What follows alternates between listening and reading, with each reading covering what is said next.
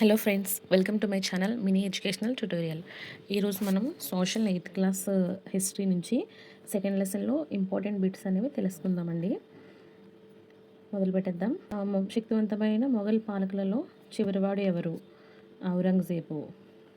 Next, ఈయన ఏ సంవత్సరంలో మరణించాడు? 1707వ సంవత్సరంలో మరణించాడండి ఔరంగజేబు. తర్వాత మొఘల్ గవర్నర్లను ఇంకా ఏ విధంగా పిలుస్తారంటే సుబేదార్లను కూడా పిలుస్తారు. అండ్ నెక్స్ట్, బహదూర్ షా జాఫర్ అతని కుమారులు కెప్టెన్ ఎవరిచే నిర్బంధించబడ్డారు? కెప్టెన్ హడ్సన్ చే నిర్బంధించబడ్డారు. నెక్స్ట్, 1857లో బ్రిటిష్ పాలనకు వ్యతిరేకంగా అతిపెద్ద ప్రజా తిరుగుబాటు చెలరేగినప్పుడు బహదూర్ షా జాఫర్ మొఘల్ పాలకుడుగా ఉన్నాడు. ఎవరు మొఘల్ పాలకులుగా ఉన్నాడంటే బహదూర్ షా జాఫర్ అని గుర్తుపెట్టుకోవాలి. నెక్స్ట్, తిరుగుబాటును కంపెనీ అణచివేసిన తర్వాత బ్రిటిష్ వారు ఎవరిని రాజభ్రష్టుని చేసి అత్యంత క్రూరంగా చంపారు అంటే అది కూడా బహదూర్ షా జాఫర్. నెక్స్ట్, పోర్చుగీస్ నావికుడైన వాస్కోడిగామా ఏ సంవత్సరంలో భారతదేశానికి సముద్ర మార్గాన్ని కనుగొన్నాడు? 1498లో. నెక్స్ట్, వేరే విధంగా కూడా అడగచ్చు. ఈ వాస్కోడిగామా ఏ దేశస్థుడు?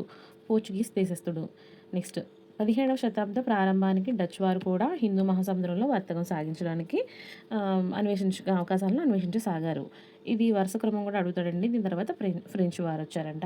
దీని వరుస క్రమం ఏంటంటే ఫస్ట్ పోర్చుగీస్, తర్వాత డచ్ వారు. ఈ డచ్ వారిని హాలెండ్ దేశస్తులు అంటారు. నెక్స్ట్, నెదర్లాండ్స్ అని కూడా అంటారు. నెక్స్ట్, డచ్ వారి తర్వాత ఆంగ్లేయుల తర్వాత డెయిన్స్ అంటే డెన్మార్క్ దేశస్తులు. ఈ డెన్మార్క్ దేశస్తుల తర్వాత ఫ్రెంచ్ వారు. దీని వరుస క్రమం కూడా ఎగ్జామ్లో మనకు అడుగుతాడండి, గుర్తుపెట్టుకోవాలి. ఫస్ట్ పోర్చుగీస్ వారు, తర్వాత డచ్, తర్వాత ఆంగ్లేయులు, తర్వాత డెయిన్స్, తర్వాత ఫ్రెంచ్. ఓకే. నెక్స్ట్, ఆంగ్లేయుల మొదటి కర్మాగారం ఏ సంవత్సరంలో హుగ్లీ నది ఒడ్డున స్థాపించబడింది? 1651. ఇది క్వశ్చన్ వేరే విధంగా ఎలా అడుగుతాడంటే హుగ్లీ నది ఎక్కడ ఉంది? పశ్చిమ బెంగాల్లో ఉంది. ఓకేనా, మనం అన్ని రకాలుగాను చదువుకోవాలి. నెక్స్ట్, 1696 నాటికి ఈ నివాస ప్రాంతం చుట్టూ కంపెనీ కోట కట్టడం ప్రారంభించింది. ఏ సంవత్సరం నాటికి కోట కట్టడం ప్రారంభించిందంటే 1696. నెక్స్ట్, కలకత్తాను పూర్వం కాలికటా అని పిలిచేవారు, తర్వాత కలకత్తా నగరంగా మారింది. దాన్ని ప్రస్తుతం కోల్కతాగా పిలువబడుతున్నది. ఓకేనా, పూర్వం కాలికట, తర్వాత కలకత్తా, ప్రస్తుతం కోల్కతా. నెక్స్ట్, ఫర్మానా అంటే ఒక రాజశాసనం లేదా రాజాజ్ఞ అని అర్థం. నెక్స్ట్, ఇక్కడ ఒక చిత్రం చూసారా? మద్రాసులోని ఓడల నుండి స్థానిక పడవలు సరుకులు తేవడం అనే చిత్రాన్ని చిత్రించిన చిత్రకారుడు ఎవరంటే విలియం సింప్సన్. ఇది ఏ సంవత్సరంలో? 1867 సంవత్సరంలో. అండ్ నెక్స్ట్, ముర్షీద్ కులీ ఖాన్ తర్వాత అలీ వర్దీ ఖాన్, అతని తర్వాత సిరాజుద్దౌలా బెంగాల్ నవాబులు అయ్యారు. అంటే ఫస్ట్ బెంగాల్ నవాబు ముర్షీద్ కులీ ఖాన్, తర్వాత అలీ వర్దీ ఖాన్, అతని తర్వాత సిరాజుద్దౌలా. ఇవన్నీ నేను చదువుకుంటున్నప్పుడు అండర్లైన్ చేసుకున్నానండి. ఇంపార్టెంట్ పాయింట్స్ మనం గుర్తుపెట్టుకుంటే సరిపోతుంది. నెక్స్ట్, తోలు బొమ్మ అంటే సాహిత్యపరంగా తీగల ద్వారా కదిలించబడే బొమ్మ అని అర్థం. ఈ పదాన్ని మరొకరి ద్వారా నియంత్రించబడే వ్యక్తి అనే అర్థంలో కూడా వాడతారు.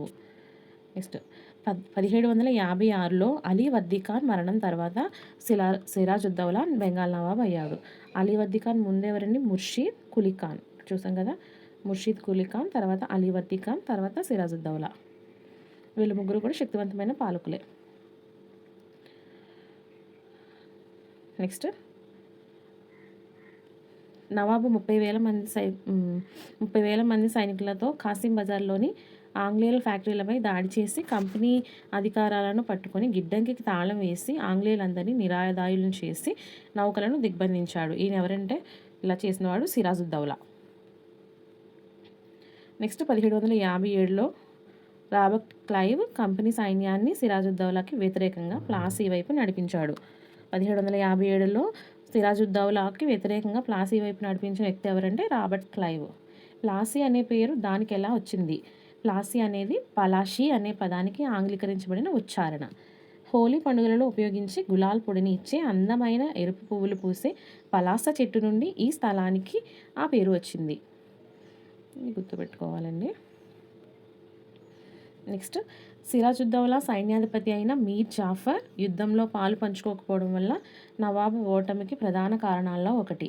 ఇప్పుడు సిరాజుద్దౌలా రాబర్ట్ క్లైవ్ ప్లాసీ యుద్ధం జరిగింది కదండి. ఇప్పుడు సిరాజుద్దౌలా ఓడిపోయాడు అందులో.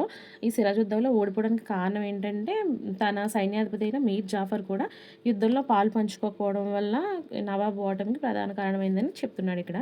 దీనికి ఏంటంటే రాబర్ట్ క్లైవ్ సిరాజుద్దౌలాని అణిచివేసిన తర్వాత మీర్ జాఫర్ని నవాబ్ చేస్తానని ఆశ చూపించి వశపరుచుకున్నాడు అనమాట. అందుకని ఈ మీర్ జాఫర్ ఆ యుద్ధంలో పాలు పంచుకోలేదు, సిరాజుద్దౌలా ఓడిపోయాడు. నెక్స్ట్ ప్లాసీ యుద్ధంలో ఓడిపోయిన తర్వాత సిరాజుద్దౌలా హత్య చేయబడ్డాడు కదా. సిరాజుద్దౌలా తర్వాత ఎవరు నవాబ్ అయ్యారంటే మీర్ జాఫర్ నవాబ్ అయ్యాడు. దాని తర్వాత మీర్ జాఫర్ ఎదురు తిరిగినప్పుడు కంపెనీని అతన్ని తొలగించి మీర్ కాసిమ్ను అతని స్థానంలో నవాబు చేసింది. మీర్ కాసిం ఫిర్యాదు చేసినప్పుడు బక్సార్ యుద్ధం 1764 అండి. బక్సార్ వద్ద జరిగిన యుద్ధంలో అతనిని ఓడించి బెంగాల్ నుండి తరిమివేసి మళ్ళీ మీర్ జాఫర్ని మరలా నవాబ్ చేసింది. అంటే ఫస్ట్ సిరాజుద్దౌలా చనిపోయిన తర్వాత మీర్ జాఫర్ నవాబ్ అయ్యాడు. మీర్ జాఫర్ మళ్ళీ ఎదురు తిరిగినప్పుడు మీర్ కాసిమ్ని నవాబ్ చేశారు. నెక్స్ట్ మీర్ కాసిం మళ్ళీ ఎదురు తిరిగేటప్పుడు మళ్ళీ వాడిని తీసేసి మళ్ళీ మీర్ జాఫర్ని నవాబ్ చేశారనమాట. గుర్తుపెట్టుకోవాలి ఇది. నెక్స్ట్ 1943లో ఇంగ్లాండ్ నుండి మద్రాస్ వచ్చేసరికి అతని వయసు అంటే రాబర్ట్ క్లైవ్ యొక్క వయసు 18 సంవత్సరాలు. 1767లో అతను భారతదేశాన్ని విడిచిపెట్టేసరికి అతని సంపద విలువ 401,102 పౌండ్లు. ఈ ఫిగర్ గుర్తుపెట్టుకోవాలండి. ఇంగ్లాండ్ నుండి మద్రాస్ వచ్చేసరికి అతని వయసు ఎంత అని అడిగితే 18 సంవత్సరాలు. భారతదేశాన్ని విడిచిపెట్టే నాటికి అతని సంపద విలువ 401,102 పౌండ్లు. నెక్స్ట్ 1772లో అతనే పార్లమెంట్ చేత ప్రతి విచారణను ఎదుర్కొన్నాడు. అతను నిర్దోషిగా తేలినప్పటికీ 1774లో ఆత్మహత్య చేసుకున్నాడండి. ఈస్ట్ ఇండియా కంపెనీ భారత రాజ్యాలను విలీనం చేసుకున్న విధానం ఎప్పటి నుంచి ఎప్పటి వరకు అంటే 1757 నుంచి 1857 వరకు అని గుర్తుపెట్టుకోవాలి. నెక్స్ట్ రిచర్డ్ వెల్లస్లీ గవర్నర్ జనరల్గా ఉన్నప్పుడు ఆయన ఏ సంవత్సరం నుంచి ఏ సంవత్సరం వరకు ఉన్నాడంటే 1798 నుంచి 1805 వరకు కూడా రిచర్డ్ వెల్లస్లీ గవర్నర్ జనరల్గా ఉన్నాడు. అది గుర్తుపెట్టుకోవాలి. And next Tipu Sultan. ఈయన్నే మైసూర్ పులిగా పిలుస్తారు. మైసూర్ పులి ఎవరంటే టిప్పు సుల్తాన్. ఈయన తండ్రి పేరు మైసూర్ హైదర్ అలీ.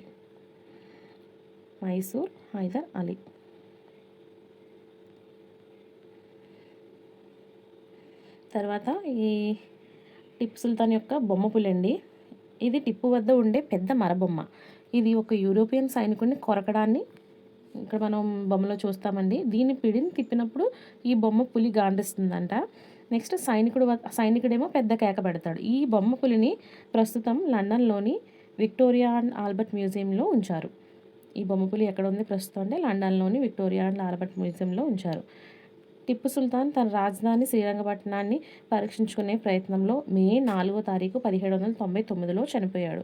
అప్పుడు బ్రిటిష్ వారు దీన్ని తీసుకుని వెళ్ళిపోయారంట. నెక్స్ట్ మొదటి పానిపట్ యుద్ధం 1526 సంవత్సరం. రెండవ పానిపట్ యుద్ధం 1556. మూడవ పానిపట్ యుద్ధం 1761 సంవత్సరాలు గుర్తుపెట్టుకోవాలండి. నెక్స్ట్ సల్బాయ్ ఒప్పందం 1782. సల్బాయ్ ఒప్పందం 1782. రెండవ ఆంగ్లో మరాఠా యుద్ధం 1803 నుంచి 1805 వరకు. మూడవ ఆంగ్లో మరాఠా యుద్ధం 1817 నుంచి 1819 వరకు. Next lord Hasting. ఈయన గవర్నర్ జనరల్గా 1813 నుండి 1823 వరకు ఉన్నారు. Lord Hasting.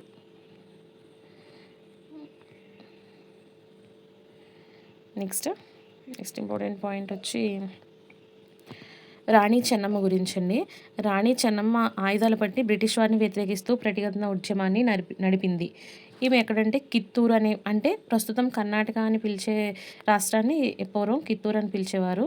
ఈ చిన్న రాష్ట్రాన్ని స్వాధీనం చేసుకోవడానికి ప్రయత్నించినప్పుడు అక్కడ రాణి చెన్నమ్మ ఆయుధాలు పట్టి బ్రిటిష్ వారిని వ్యతిరేకిస్తూ ప్రతిఘటన ఉద్యమాన్ని నడిపింది.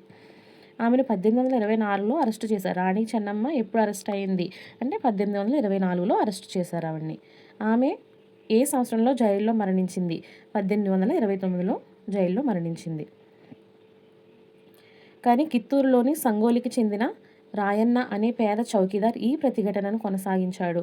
ఆమె చనిపోయినా కూడా కిత్తూరులోని సంగోలికి చెందిన రాయన్న అనే పేద చౌకీదార్ ఈ ప్రతిఘటనను కొనసాగించాడు. ప్రజల మద్దతుతో అతడు అనేక బ్రిటిష్ వారి శిబిరాలను, రికార్డులను నాశనం చేశాడు. 1830లో ఇతనిని బ్రిటిష్ వారు పట్టుకొని ఉరితీశారు. ఈయన ఎప్పుడంటే 1830లో ఉరితీశారు. ఆమె రాణి చెన్నమ్మ అయితే 1829లో మరణించింది.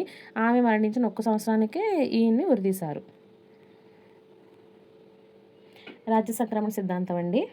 ఈ రాజ్య సంక్రమణ సిద్ధాంతాన్ని ప్రవేశపెట్టింది ఎవరు? లార్డ్ డల్హౌసీ. ఈయన ఏ సంవత్సరం నుంచి ఏ సంవత్సరానికి గవర్నర్ జనరల్గా పనిచేశారంటే 1848 నుండి 1856 వరకు గవర్నర్ జనరల్గా లార్డ్ డల్హౌసీ అయితే పనిచేశారు. ఈయనే మనకి రాజ్య సంక్రమణ సిద్ధాంతాన్ని ప్రవేశపెట్టారు. వారెన్ హేస్టింగ్స్ అండి. ఈ వారెన్ హేస్టింగ్స్ ఏ సంవత్సరం నుంచి ఏ సంవత్సరం వరకు గవర్నర్ జనరల్గా చేశారంటే 1773 నుండి 1785 వరకు గవర్నర్ జనరల్గా వారెన్ హేస్టింగ్స్ అయితే పనిచేశారు. నెక్స్ట్, బ్రిటిష్ భూభాగాలు స్థూలంగా ప్రెసిడెన్సీలు అనే పరిపాలనా భాగాలుగా విభజించబడ్డాయి. బెంగాల్, మద్రాస్, బొంబాయి అనే 3 ప్రెసిడెన్సీలు గవర్నర్ పాలనలో ఉండేవి. ఏమేంటండి? బెంగాల్, మద్రాస్, బొంబాయి అనే 3 ప్రెసిడెన్సీలు గవర్నర్ పాలనలో ఉండేవి. నెక్స్ట్ ఇక్కడ ముఖ్యమైన పాయింట్ ఏంటంటే క్వాజీ. క్వాజీ అంటే అర్థం ఏంటంటే న్యాయమూర్తి. నెక్స్ట్ ముఫ్తీ అంటే క్వాజీ ఇచ్చిన తీర్పులను వివరించే బాధ్యత గల ముస్లిం మతానికి చెందిన న్యాయ శాస్త్రవేత్త. నెక్స్ట్ అభిశంసన అంటే ఇంగ్లాండ్లోని హౌస్ ఆఫ్ కామన్స్లోని దుష్ప్రవర్తన గల వ్యక్తిపై హౌస్ ఆఫ్ లార్డ్స్లో విచారణ చేపట్టడం. నెక్స్ట్ క్రిమినల్ కోర్ట్ అంటే ఫౌజ్దారీ అదాలత్. సివిల్ కోర్ట్ అంటే దివానీ అదాలత్. ఈ పాయింట్స్ గుర్తుపెట్టుకోవాలండి. అదేవిధంగా రెగ్యులేటింగ్ చట్టం ఏ సంవత్సరం అంటే 1773. రెగ్యులేటింగ్ చట్టం 1773. నెక్స్ట్ అశ్విక దళం అంటే సవార్స్ అనమాట. సవార్స్ అంటే గుర్రం మీద నుండి యుద్ధం చేయడంలో శిక్షణ పొందిన సైనికులని సవార్స్ అంటారు. దీన్ని అశ్విక దళం. నెక్స్ట్ పదాతి దళం అంటే పైదల్ అంటే కాలినడక. పైదల్ అంటే ఏంటంటే కాలినడక సైనికులతో కూడి ఉండేది పదాతి దళం. నెక్స్ట్ విలువిద్య అంటే తీర అందాజీ. ఈ పదాలు ఇస్తాడండి, పదాలకి అర్థాలు ఏంటని అడుగుతాడు మనల్ని, మనం గుర్తుపెట్టుకోవాలి. విలువిద్య అంటే తీర అందాజీ. నెక్స్ట్ కత్తిని ఉపయోగించడంలో శిక్షణ ఇవ్వబడేది. ఇవి తీర అందాజీ అంటే కత్తిని ఉపయోగించడంలో శిక్షణ ఇవ్వబడేది అనమాట. అశ్విక దళం సైన్యంపై ఆధిపత్యం కలిగి ఉండడంలో మొఘల్ రాజ్యం శిక్షణ పొందిన భారీ పదాతి దళం యొక్క అవసరం ఉందని అంతగా భావించేవారు కాదు. నెక్స్ట్ భారతీయ పదం సిపాహి నుండి అంటే సైనికుడు అని అర్థం. సిపాయి అంటే సిపాహి నుండి వచ్చిందండి. దీని అర్థం సైనికుడు. అలాగే ధర్మశాస్త్రములు అంటే క్రీస్తుపూర్వం 500 నుండి పాటిస్తున్న సామాజిక నిబంధనలు, ప్రవర్తన నియమావళిని సూచించే సంస్కృత గ్రంథములు. సవార్ అంటే అశ్వికుడు. మస్కట్ అంటే పదాతి దళ సైనికులు ఉపయోగించే బరువైన తుపాకీ. నెక్స్ట్ మ్యాచ్ లాక్ అంటే తుపాకీలో పొడిని నింపి అగ్గిపుల్లతో వెలిగించే తుపాకీ అనమాట. తర్వాత 1834లో బానిసత్వం అంతమయ్యే నాటికి ఆఫ్రికా దక్షిణ కొన వద్ద అంటే ఆఫ్రికా దక్షిణ కొన ఏదండి? కేప్. ఆఫ్రికా దక్షిణ కొన అయిన కేప్ వద్ద 36,774 మంది ప్రైవేటు యాజమాన్యంలోని బానిసలు ఉన్నారంట.